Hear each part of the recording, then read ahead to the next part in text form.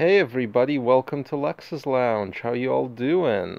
And what are these? These are actually tomato plants for those of you who are unfamiliar. And yes, I grow some tomatoes, even though my house is coming up for sale soon and I'm gonna be moving. I did want to grow something in my little front yard here, and this season I chose to make it tomatoes. And I am going to tell you guys what you can do in order to greatly increase the number of tomatoes you guys get. Now, a lot of the people who watch my channel are actually cannabis growers because they watch my main channel. The interesting thing about these plants, that unlike cannabis that has male and female varieties, tomato plants have both genders within each plant. All of the sexual reproduction that they need is actually located right within their flowers. So if you want to create way more tomatoes, when the flowers come out, all you do is every day you give your plants a little shake, just like this. Nothing too hard, no need to stress them out, just give them a little shake. And what that'll do is it'll help the pollen go where it needs to go. This is another plant that I kind of have on its own little pot, because I only had two of these frame things. I don't know the terminology on this stuff. As you guys can tell, I don't actually do a lot of gardening for regular fruiting plants like this, but this is a very useful tip. Give them a little shake and you will get way more tomatoes forming, because the pollen will get where it needs to go far more easily. Let's just switch angles here for a second. Hey guys, I went out to the field where I do a lot of my recording, and the other thing I wanted to mention is why how-to content is such great content. You guys might have noticed I do a lot of it, though on the main channel it's mostly cannabis related, and on this channel it can be kind of a little bit of anything. But the reason I like how-to content is because it always brings in consistent views over time.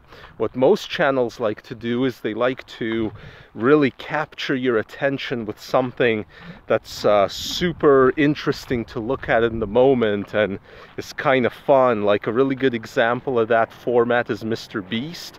He'll have very clickable thumbnails, clickable topics, though perhaps not the most useful. And while that is one strategy, I think that especially for smaller YouTube channels, the better strategy is to create useful how-to content. Because then you don't just get those immediate views, you get them over the long term. Some of my most successful videos are some of my most basic how-to videos. Like on this channel, some of my videos that just kind of keep getting views over time are the how-to investing videos. And on my main channel, my most successful stuff is really basic, like how to roll a joint, how to tell male cannabis flowers from female cannabis flowers. So whenever I have a chance to do a fun little how-to for you guys that I think might be useful to a lot of people, that's what I do. And I highly recommend that you do the same if you run a small YouTube channel, because how-to content is king on YouTube. And it's even better than that. The older your video gets, the more prominently it appears in search results if it's a quality how-to video that people actually watch all the way through. Anyway, the other thing I kind of wanted to talk about today is the Democratic primaries. I didn't do a video for you guys after the debates. I felt that enough people had covered those debates that I didn't have to. Long story short, Biden tanked, Kamala Harris rose, Elizabeth Warren did fantastic in her debate, except she was up against a bunch of nobodies.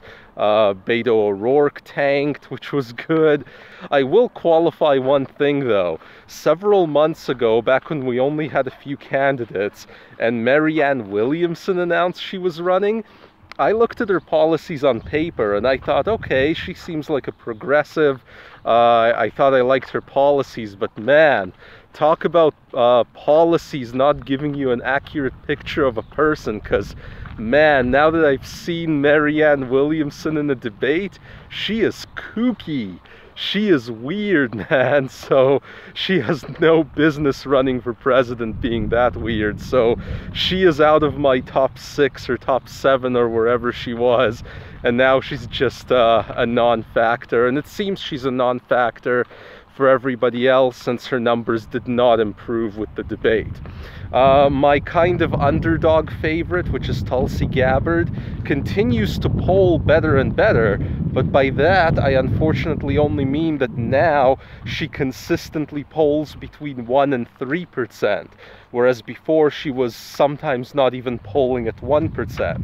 That's an okay improvement. It'll get her to the next debates, but she's gonna have to really step it up to keep herself competitive in this field. But of course, I am super happy to see Battleship Biden sink. It was a counterproductive battleship for this presidential election.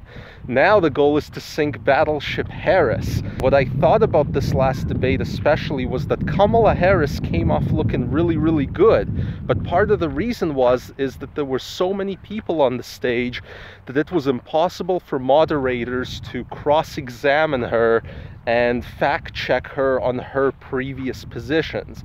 In future debates with less people, they're going to do a whole lot more of that, and that's when Kamala Harris is not going to look quite as good, because a lot of her positions that she's supporting, those weren't her positions 3 or 4 or 5 years ago.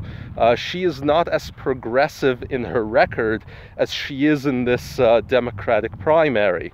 Anyway, that's my quick 2 cents in the debates. I didn't want to do a whole video for them because, yeah, they've been covered to death. But yeah, if you enjoyed my little how-to tomatoes tip, be sure to subscribe and hit that like button, and we'll see you all next time on Lex's Lounge.